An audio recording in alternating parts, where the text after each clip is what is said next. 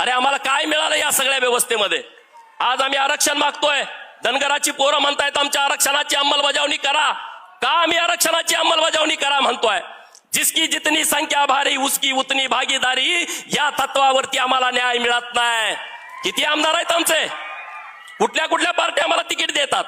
नाही आम्हाला तिकीट मिळत. तिकीट मिळालं तर निवडून यायची आमच्याकडे ताकद नाही, आमच्यामध्ये क्षमता नाही. 1.5 कोटी असणारा समाज आज सत्तेमध्ये नाही, राजकारणामध्ये आमचा वाटा नाही, प्रशासनामध्ये आमचा टक्का नाही. आमचे IAS IPS किती आहेत? आमचे तहसीलदार, आमचे प्रांत किती आहेत? आमचे पोलीस इन्स्पेक्टर DYSP किती आहेत? याची संख्या फार कमी आहे आणि म्हणून आमची सरकारकडे मागणी आहे. सुप्रीम कोर्टामध्ये आमच्या विरोधात निकाल गेला, एक आमची याचिका काढून टाकली. सरकारला मी धन्यवाद देतो. कालच्या 26 तारखेला सुप्रीम कोर्टामध्ये तारीख होती, राज्याचे मुख्यमंत्री महोदयांनी लक्ष घातला, आमची जी केस काढून टाकली होती ती सुद्धा केस परत सुप्रीम कोर्टानं सेटल केलेली आहे आणि चालवण्याचा अधिकार दिलेला आहे. मी धन्यवाद देतो, पण एवढ्यावर थांबून चालणार नाही. सरकारनं लक्ष देण्याची आवश्यकता आहे. सुप्रीम कोर्टामध्ये धनगरांच्या बाजूनं निर्णय व्हावा, यासाठी सरकारनं रात्रीचा दिवस करावा.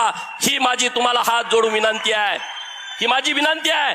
धनगराच्या आरक्षणाचा प्रश्न मिटल्याशिवाय आमच्या आयुष्यामध्ये बदल होऊ शकत नाही. ती क्षमता, ती ताकद आमच्यामध्ये नाही.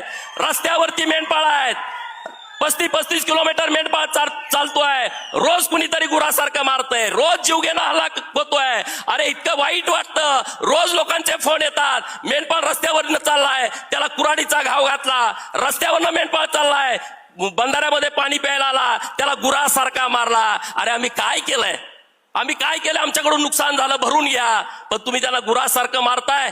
अरे हे आमचं जीवन काय आहे? रोज सकाळी मेंढर सोडल्यानंतर झोपेपर्यंत 35 किलोमीटर आमचा बाप चालतो, उभ्या उभ्या भाकरी खातो, मेंढर एका जाग्यावरती थांबत नाहीत. हे कष्ट करणारा माझा समाज आहे, काहीतरी निर्णय सरकारच्या माध्यमातून घ्यावा.